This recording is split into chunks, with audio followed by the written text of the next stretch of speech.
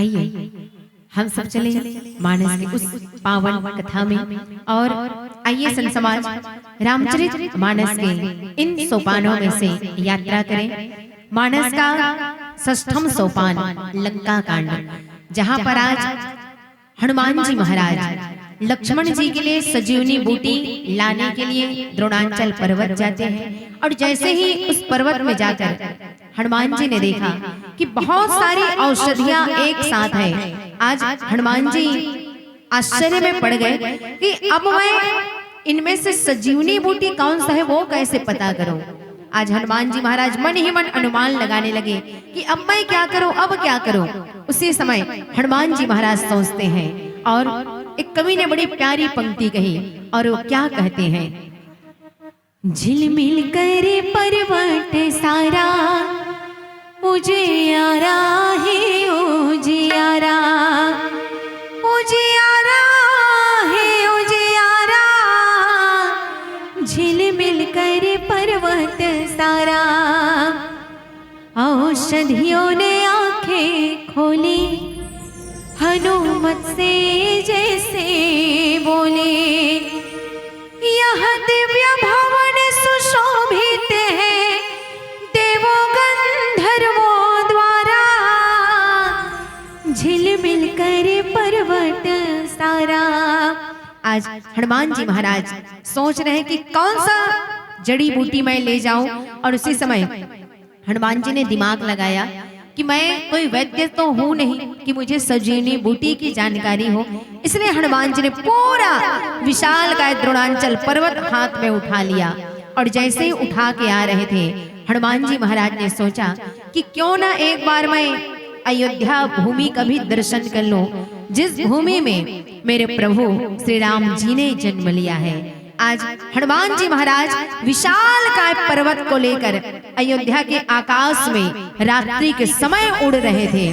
जैसे ही हनुमान जी महाराज उड़ रहे थे, आज गोस्वामी तुलसीदास जी ने बड़ी दिव्य पंक्ति लिखी और गोस्वामी तुलसीदास जी लिखते हैं, देखा भरत विशालयते निश्चर मन अनुमानी, बिनु फर सायक मार्यो चाप श्रवण लगतानी। भरत जी महाराज नंदीग्राम में अयोध्या की रखवाली कर रहे थे। उन्होंने देखा कि अयोध्या के आकाश में एक विशाल काय जीव गतिशील है। भरत जी सोचने लगे कि अब मैं क्या करूं। और भरत जी महाराज सोचते हैं कि क्यों ना हो सकता है ये कोई राक्षस हो जो अयोध्या में विपत्ति ना ला दे करके। हनुमान जी महाराज को उन्होंने राक्षस समझा और भरत जी महाराज ने अपने धनुष की डोरी को कान तक खींचकर एक ऐसा बाण हनुमान जी के ऊपर चला दिया। और आगे क्या होता है, आइए हम दीदी के पावन वचनों का श्रवण करें। समाज आइए, अभी हम सब चर्चा कर रहे हैं मानस का छठवां सोपान लंका कांड पर, जहां लंका कांड की उस कथा पर जहां अंजनी नंदन हनुमान जी महाराज स्वयं शेषावतार लक्ष्मण जी के लिए सजीवन बूटी लाने गए हैं। कहां, कौन से पर्वत में सजीवन बूटी लाने गए थे हनुमान जी? थोड़ा जोर से बोलिए ना। द्रोणांचल पर्वत में। और आज जैसे ही हनुमान जी महाराज सजीवन बूटी ला के सीधा पहाड़ को उठा के ला रहे हैं, क्योंकि हनुमान जी महाराज तो जाति के बंदर हैं, उनको तो कुछ ज्ञान ही नहीं कि कौन सा सजीवन बूटी है जिसको लाना है मुझे। सीधा पर्वत उठा के ला रहे हैं। लेकिन हनुमान जैसे संत के जीवन में यहाँ गोस्वामी तुलसीदास जी एक बात इंगित करना चाहते हैं। क्या? हनुमान जैसे संत के जीवन में कहीं ना कहीं यहाँ एक अहंकार आ गई। हनुमान जी सोचने लगे, अरे मैं हूं तो भगवान राम का सारा काम मैं ही कर रहा हूँ, मैं नहीं होता तो भगवान राम का ये सब काम कौन करता। आज हनुमान जैसे संत के माध्यम से भगवान हम जैसे एक मानव को संदेश देना चाह रहे हैं कि अहंकार जब व्यक्ति के जीवन में आती है तो व्यक्ति का जो वास्तविकता है वो विलुप्त हो जाती है। और आज हनुमान जी महाराज अपने उद्देश्य से भटक गए। हनुमान जी को ये संदेश मिला है कि सूर्योदय के पहले आपको सीधा सुबेल पर्वत, जहां पर भगवान रामचंद्र जी पूरी अपनी 18 पद्म बानर की सेना के साथ रुके, वहां पहुंचना है। पर हनुमान जी महाराज अभी पहुंच कहाँ रहे हैं? अयोध्या नगरी में, क्योंकि हनुमान जी को यहाँ अहंकार आ गई है और हनुमान जी सीधा अयोध्या की ओर एकदम घूमते घामते, उनको पहुंचना कहाँ, लक्ष्मण जी सीधा मरणासन्न अवस्था में पड़े हैं और हनुमान जी यहाँ अयोध्या आ रहे हैं। गोस्वामी तुलसीदास जी बड़ी सुंदर पंक्ति में क्या कहते हैं? देखा भरत विशाल अति निश्चर मन अनुमानी। बड़ी विचित्र बात है कि आज हनुमान जैसे संत और भरत जैसे संत को दिखाई क्या देते हैं? निश्चर मन अनुमानी। हनुमान जैसा संत एक राक्षस कैसे दिखाई दे दिया? और दिया इसलिए क्योंकि आज हनुमान जी ने अपना शरीर भी कैसे बनाया है? कनक भूधराकार शरीरा, इतना बड़ा विशाल हनुमान जी का शरीर, और उससे भी बड़ा तो उसका वो पहाड़ है। और कोई भी हो, यहाँ पर देखिए एक राजा को होना कैसे चाहिए। यहाँ पे राजनीति का एक पक्ष, जैसे अभी अभी आप लोग सब मस्त वोट डाल के नए नए अभी मंत्री महामंत्री बनाए हैं ना, हम सब थोड़ा सुस्त मत बैठिए ना, खाना खा के आए हैं ना। अभी अभी चुनाव के हम सब दौर से गुजरे हैं, तो आप सब ने अपने अपने जिनको आपको जैसा उचित लगा अपने राजा बनाने के लिए आप सब ने अपने मत का उपयोग किया। तो यहाँ पर राजा होना कैसे चाहिए? आज भरत जी महाराज नंदीग्राम में अयोध्या के राजपाट संभाल रहे हैं और सिंहासन पर भगवान राम जी के खड़ाऊ को रखे हैं। तो यहाँ जैसे ही मंत्री ने संदेश दिया कि हे भाई भरत, हमारे अयोध्या में कोई ऐसा निशाचर जैसा विशाल शरीर लेके आ रहा है, ऊपर से बड़ा सा पर्वत रखा है, कहीं ये अयोध्या में आक्रमण ना कर दे। तो आज भरत जी कर क्या रहे थे? भरत जी राम नाम की माला कर रहे थे, राम राम राम राम राम। जैसे कि राजा को ये संदेश मिला, अर्थात भरत को ये संदेश मिला कि कोई विशाल शरीर से अयोध्या की ओर आ रहे हैं, भरत जी माला छोड़ के भाला पकड़ लिए। यहाँ पे हर एक राजा को हर गुणों से परिपूर्ण होना चाहिए।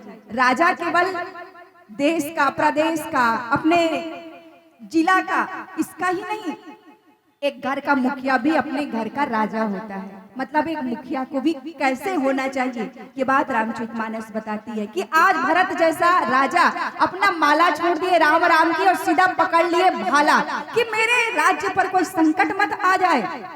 और आज हर गुणों से परिपूर्ण एक राजा के दायित्व को भरत जी महाराज निभा रहे हैं। तो संत समाज यहाँ पर रामचरितमानस ये बात इंगित करती है कि हर मुखिया को ऐसा ही होना चाहिए, जब जरूरत पड़े शास्त्र का और जब जरूरत पड़े शस्त्र का उपयोग जरूर करना चाहिए। आज हनुमान जैसे संत अहंकार के कारण उनका असली रूप न समझ आके और इतना बड़ा विशाल देखकर भरत जी को राक्षस जैसा अनुमान हुआ। अनुमान देखिए यहाँ पे निश्चर मन अनुमानी, केवल अनुमान हुआ है ना भरत जी को। इसलिए करते क्या है? बिनु फरसायक मारे। भरत जी ने सीधा एक पूरा तीर का उपयोग नहीं किया, बल्कि बिना फर वाला तीर, जिसको छत्तीसगढ़ी में ठुठुआ बाण कहते हैं, जिसमें तीर ही नहीं है। तो भरत जैसे संत के पास क्या सीधा एक तीर नहीं था? बिना फर का बाण क्यों मारा? जिसमें तीर में जो धार होती है, क्या वो नहीं था भरत जी के पास? बिना फर का बाण मारने का कारण क्या है हनुमान जी को? सबसे पहली बात तो भरत जी को निश्चय अपने आप में इस बात पर निश्चय नहीं है कि ये जो उड़ रहा है वो राक्षस है कि नहीं है, केवल अनुमान लगाए हैं। इसलिए आज अपने पिताजी महाराज दशरथ की बात याद रखते हैं। कैसे? महाराज दशरथ ने बचपने में अपने चारों पुत्रों को संदेश दिया था कि हे पुत्र, आज मेरे से एक बहुत बड़ी गलती हुई थी। कैसी गलती? मैं अपने भाचा श्रवण कुमार, जो मेरी बहन ज्ञानवती और संतनों का बेटा था, उनको वो तीर्थ यात्रा में ले जा रहे थे। श्रवण कुमार की कथा सुने हो ना, जिसमें वो अपने माता पिता को तीर्थ यात्रा में जब ले जा रहते हैं तो उसी समय श्रवण कुमार के माता पिता को प्यास लगती है। तो श्रवण कुमार नदी से पानी लाने के लिए जैसे ही अपने मटका को नदी में डालते हैं, उस मटके से डुब डुब डुब डुब डुब डुब डुब डुब आवाज आती है। महाराज दशरथ को लगा नहीं, ये कोई हिरन तो नहीं, कोई जानवर पानी पीने के लिए आया है करके महाराज दशरथ सीधा शब्द भेदी बाण का प्रयोग कर देते हैं, जिससे वहीं पर श्रवण कुमार की मृत्यु हो जाती है और श्रवण कुमार अंतिम समय में कहते हैं कि महाराज इस पानी को मेरे माता पिता तक पहुंचा देना। और उसी समय जब माता पिता को इस बात का ज्ञान होता है कि शब्दभेदी बाण के कारण आज मेरा पुत्र इस संसार में नहीं रहा, तब महाराज दशरथ को श्राप देते हैं कि हे महाराज दशरथ, जैसे मैं आज अपने पुत्र के वियोग में मर रहा हूं, वैसे ही तुम भी एक दिन तड़प तड़प कर मरोगे। आज उसी बात को महाराज दशरथ अपने चारों पुत्रों को समझाए थे कि जब तक निश्चय का ज्ञान ना हो, जब तक सत्यता का ज्ञान ना हो, तब तक सीधा एक तीर का प्रयोग मत करना, बिना फर के बाण से केवल उसको मूर्छित करना। आज हनुमान जी के लिए भी भरत जी ने बिना फर का बाण अर्थात फुटुआ बाण मारे हैं। अब उस फुटुआ बाण का प्रयोग करने से हनुमान जी के जीवन में क्या परिवर्तन आती है, आइए हम सब एक भजन के बाद देखें। पाए हंजना गीचा हृदया मन की माया ये सारी दुनिया हरि भक्ति भजना भुलाई डारे माया मोह ममला मिलाई डारे माया मोह मल्ला मिलाई डारे सिया राम बोल हरि राम बोल ताली बजा के जयकारा संग धीरे धीरे बोल।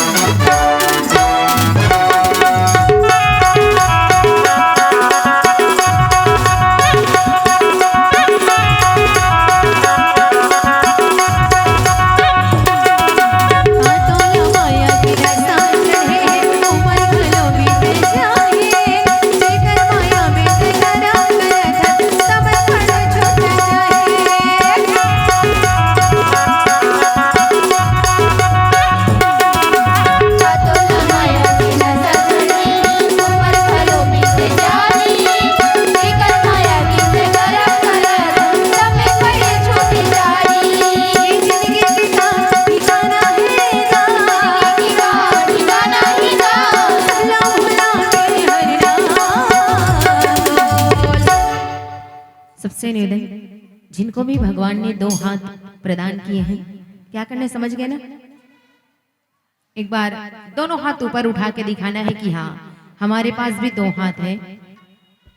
जिनके पास भी दो हाथ है उनसे निवेदन, जिनके पास एक हाथ है लोग एक ही हाथ ऊपर उठाएंगे, जिनके पास हाथ ही नहीं है उनको कुछ नहीं बोल सकते, मगर जिनके पास भी दो हाथ है ईमानदारी के साथ दोनों हाथ ऊपर उठाना है।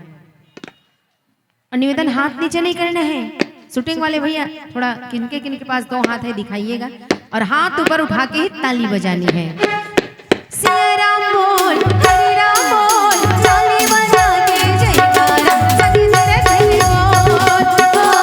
सिया राम बोल हरि राम बोल ताली बजा के जयकारा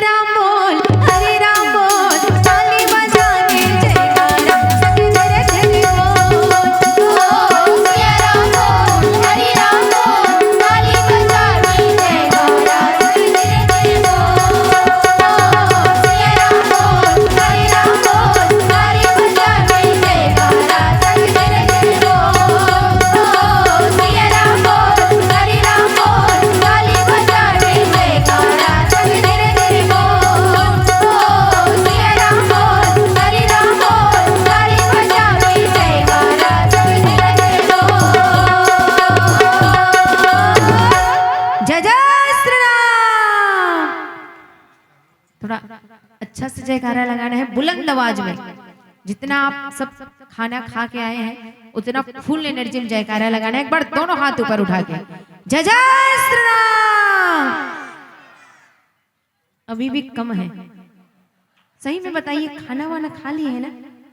कि आज उपवास है पूरे सनौद वालों का? तो चलिए एक बार फिर से लगना चाहिए। अभी राम मंदिर का प्राण प्रतिष्ठा होने वाले हैं, तो यहाँ सब राम भक्त बैठे हैं, तो 22 जनवरी की जोर शोर से तैयारी भी होनी चाहिए अपने अंदर। तो एक बार सबसे निवेदन, बुलंद आवाज में जयकारा लगाना है, जय जय श्री राम। वाह, आप सबके भक्ति शक्ति को नमन। और परमात्मा राम जी से यही प्रार्थना कि आप सबके दिलों में भगवान की भक्ति पैदा करें और राम राज्य की स्थापना हमारे भारतवर्ष में छत्तीसगढ़ में भी हो।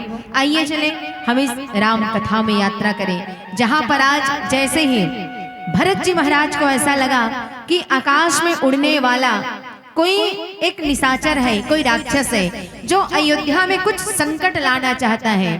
भरत जी महाराज ने अपने धनुष की डोरी को कान तक खींचा और कान तक खींचकर बिना फर का, बिना धार वाला बाण हनुमान जी के ऊपर छोड़ दिया। जैसे ही वो बिना फर का बाण हनुमान जी के हृदय को लगा, हनुमान जी सीधा आकाश से धरती में गिर गए और राम राम राम कहकर मूर्छित हो गए।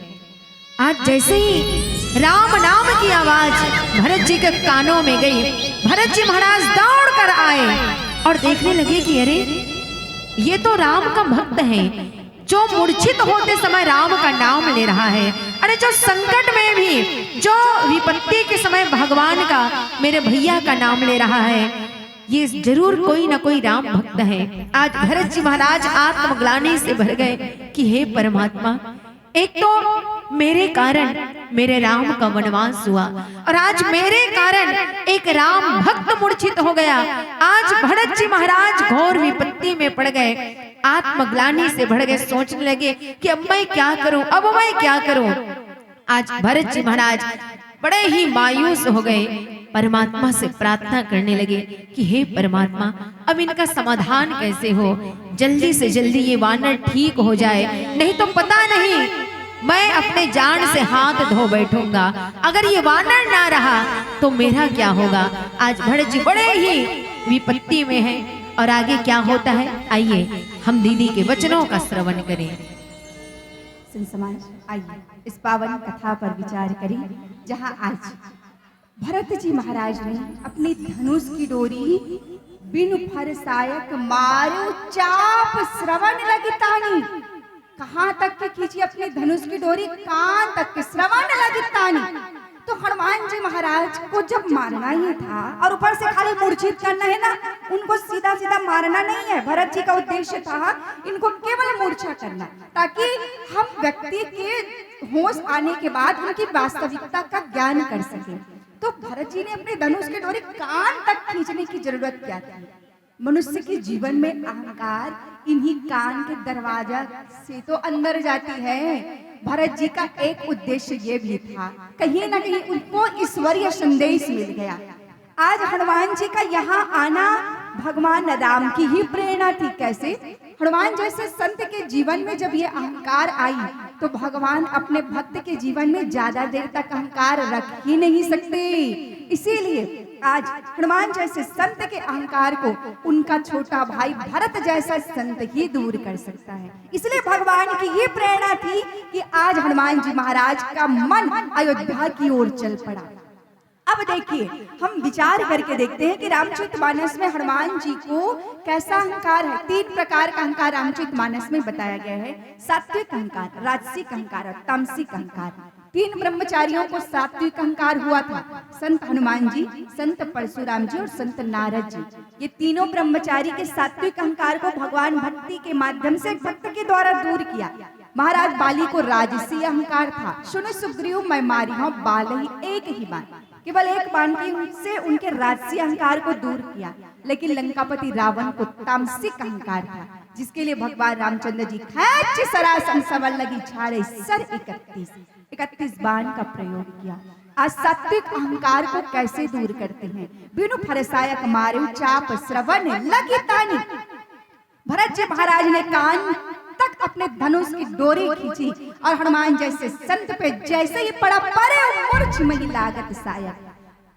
सुमिरत राम राम रघुनायक। आज देखिए हनुमान जी महाराज सीधा धरती में राम राम राम करते हुए नीचे आ पड़े।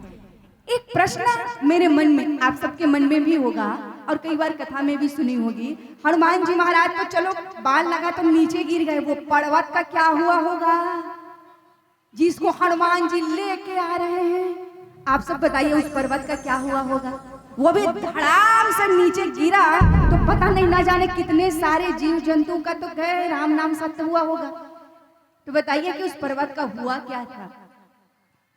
कुछ विद्वानों से मैं इस बात की जानकारी ली तो मुझे ये बात पता चला, और आप सब लोगों ने गति के नियम न्यूटन का, जो आप लोगों ने गुरुत्वाकर्षण का नियम पढ़ा होगा मिडिल स्कूल में, आप सब विद्वान हैं, तो उनके नियम के तहत धरती से 320 किलोमीटर में गुरुत्वाकर्षण होता है। जैसे ही आप बॉल को ऊपर फेंकोगे तो बॉल नीचे आती है कि ऊपर में ऐसे लटक जाए रहती है? कुछ तो बताओ। हाँ ना, बॉल ऊपर फेंकते हो, जैसे क्रिकेटर लोग बॉल फेंकते हैं तो बॉल नीचे आती है कि ऐसे एकदम आधार में टंगा जाते हैं? नीचे आती है ना। किस कारण आती है? गुरुत्वाकर्षण के कारण नीचे आ जाती है। लेकिन 320 किलोमीटर के ऊपर गुरुत्वाकर्षण नहीं है। किसी भी चीज को 320 किलोमीटर ऊपर अगर फेंक दिया जाए ना तो वो आकाश में ऐसे ही झूलती रहेंगी। आज हनुमान जी ने अपना शरीर कैसा रखा था? कनक भूधराकार, सीधा बड़ा सा हनुमान जी का विशाल शरीर, और ऊपर से जब शरीर इतना बड़ा है तो हनुमान जी का हाथ भी तो कितना बड़ा रहा होगा, और हाथ के ऊपर में और पर्वत, तो इतनी दूरी जो है ना 320 किलोमीटर से ऊपर थी। इसीलिए एक नियम के तहत, गुरुत्वाकर्षण के नियम के तहत वैज्ञानिक कारण विद्वानों से ये बात सुनने में आई कि वो गुरुत्वाकर्षण के नियम के तहत नहीं था, इसलिए वो 320 किलोमीटर ऊपर के कारण वो ऊपर में टंगा गया। अब हनुमान जी महाराज तो नीचे गिर गए।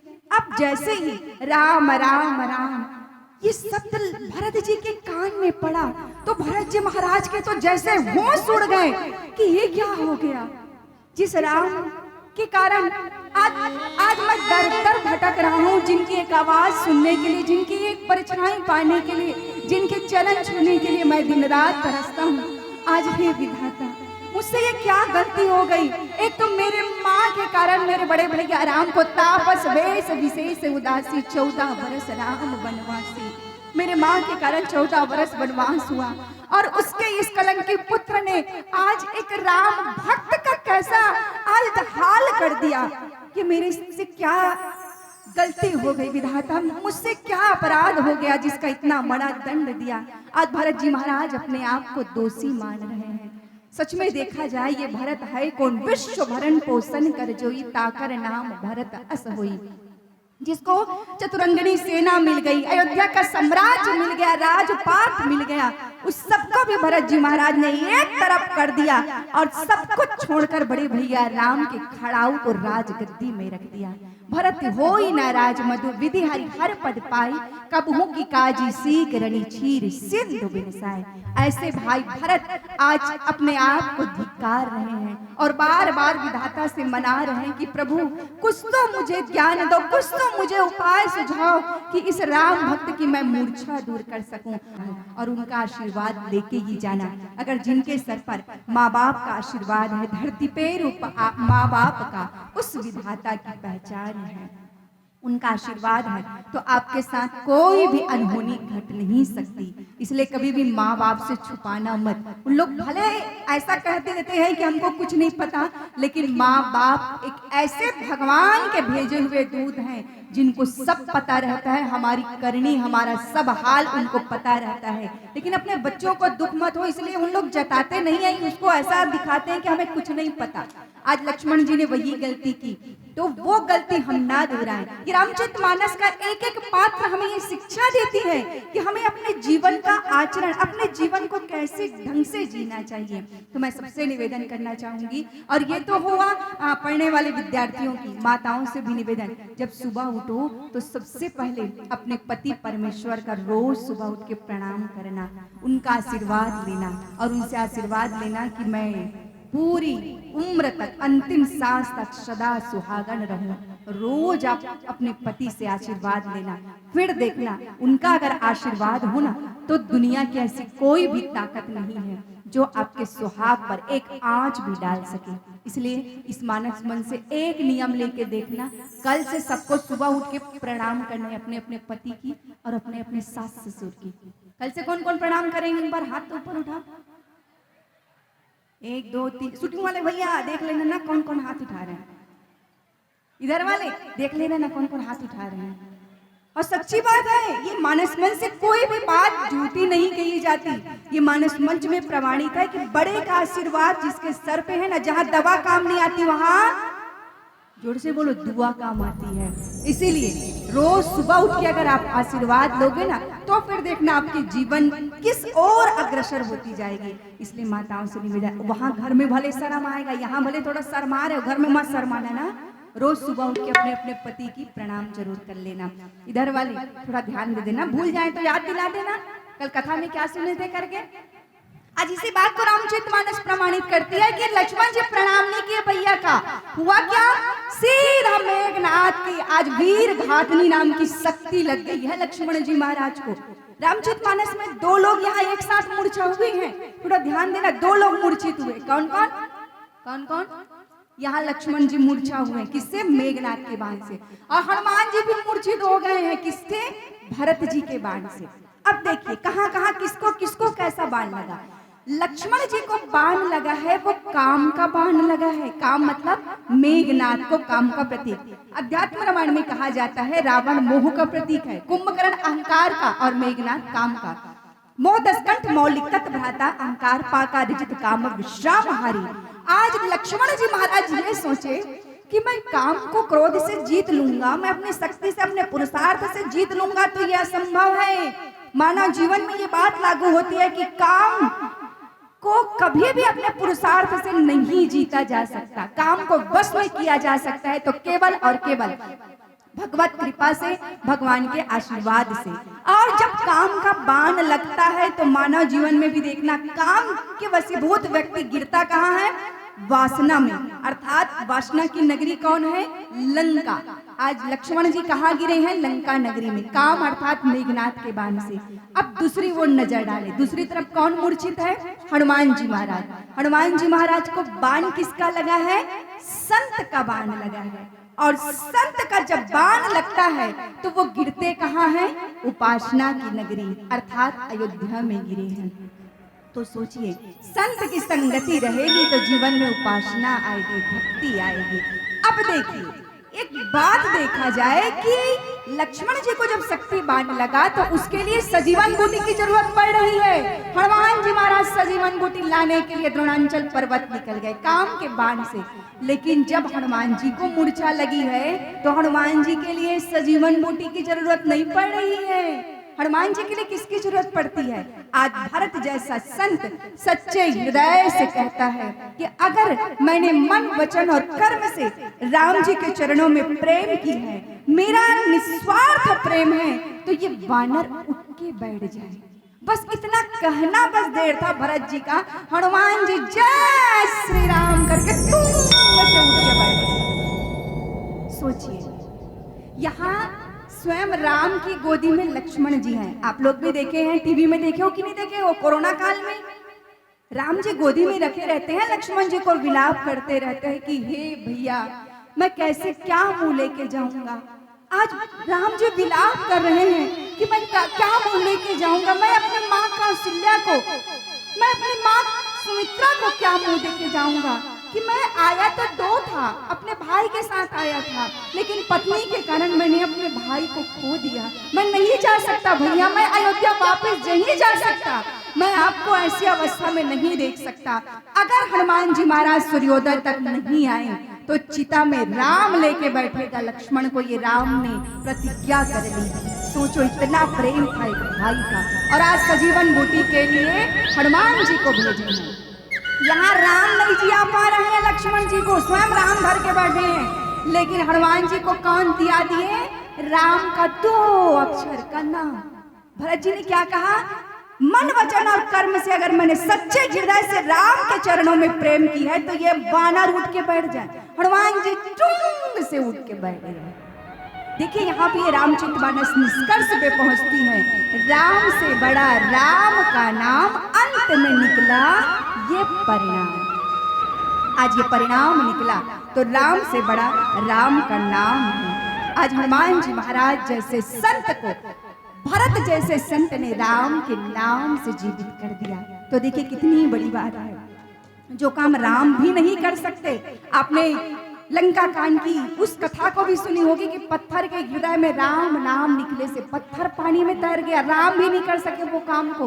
राम पत्थर को जैसे पानी में डाले वो पानी में डूब गया पत्थर, लेकिन जिस पत्थर में राम का नाम लिखाया वो पत्थर पानी में तैर गया। आज वैसी स्थिति, राम जो काम नहीं कर सक रहे, अपने भाई को पकड़ के विलाप नहीं प्रलाप, शब्द पर ध्यान देना।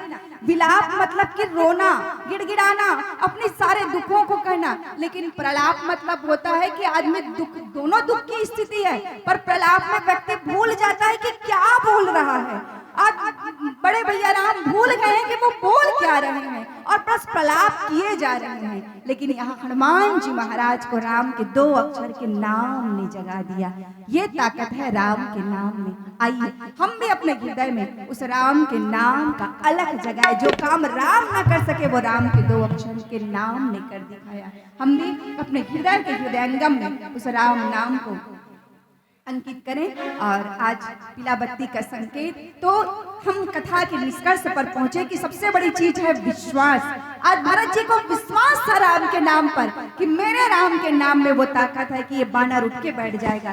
पर आज हनुमान जी को विश्वास नहीं हुआ और हनुमान जी के अहंकार को संत भरत ने अपने एक बाण से दूर करते हुए विश्वास का बल दिखाया कि विश्वास जहाँ पे हो वहाँ पे आपका मंत्र ही, आपका जिस भजन को, जिस भगवान को आप मानते हो उसका मंत्र महामंत्र बन जाएगा। इसलिए जीवन में जिस भी भगवान को मानते हो सच्चे हृदय से पक्का विश्वास के साथ उस मंत्र पर विश्वास रखिए, वो मंत्र आपको जरूर पार लगाएगा। आइए हम सब अंतिम भजन और अंतिम भजन में भगवान के पावन चरणों की ओर चलें।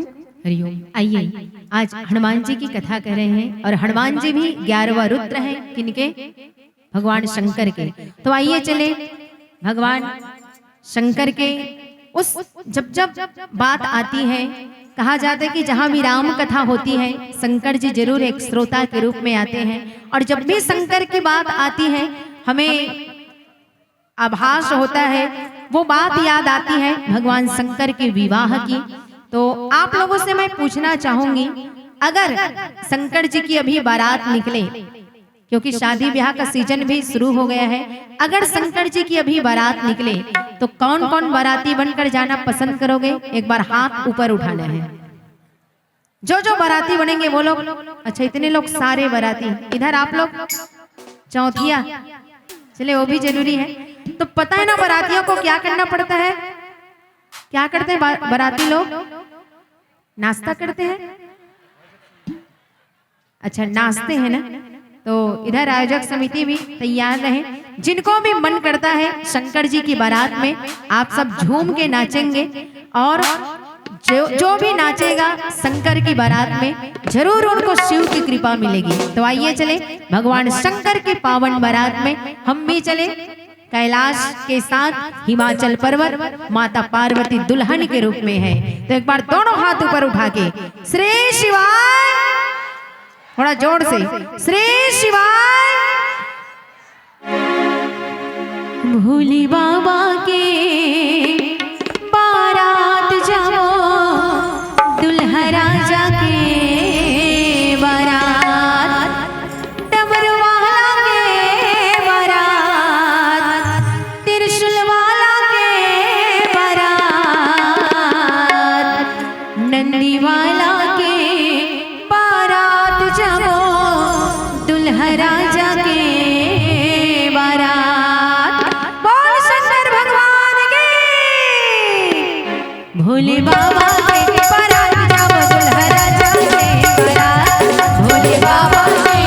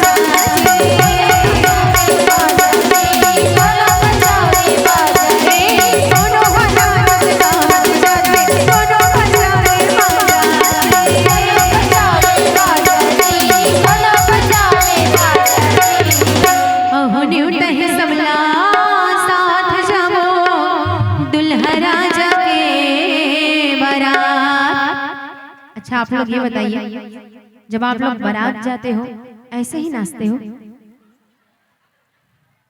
सही में बताइए ना। जब हमारे गांव में शादी होती है तो हमारी माताएं दतेला जाती है किसी पड़ोसी के घर में, एकदम पर्रा वर्रा झारा वारा लेके नाचती है। ये सनौद में ऐसा नहीं होता क्या, दतेला वगैरह? अच्छा नहीं होता। चले, जिसको भी मन करता है झूम के नाचना है भगवान शंकर की बारात में, और जो भी नाचोगे जरूर शिव की कृपा मिलेगी। तो आइए चले भगवान के पावन बारात में। बनी बनी तुल जाने भोला बड़ा बड़ा रे बासे, बनी बनी तुल जाने भोला बड़ा बड़ा रे बासे, मुझ परे चल भगवाना के कर दे हनास रे, मुझ परे चल भगवाना के कर दे हनास रे, बनी बनी तुल जाने भोला बड़ा बड़ा रे बासे, बनी बनी तुल जाने भोला बड़ा बड़ा रे बासे, मुझ परे चल भगवाना के कर दे हनास रे, मुझ परे चल भगवाना के कर दे हनास रे।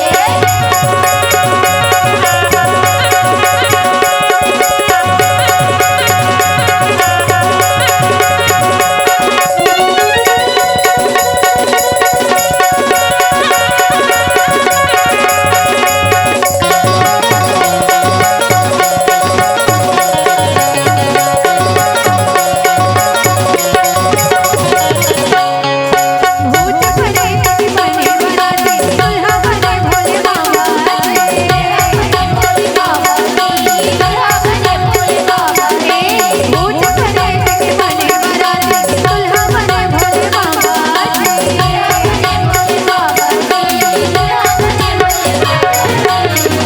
अहोने उठे सबला साथ जबो दुल्हा राजा के बारात, भोले बाबा के। एक बार आखिरी भजन है, तो इसके बाद हमारी भी विदाई हो जाएगी। तो दोनों हाथ ऊपर उठा के तालियों की सेवा देनी है, हाथ ऊपर उठा के ही। भोले बाबा के बारात जब दुल्हा राजा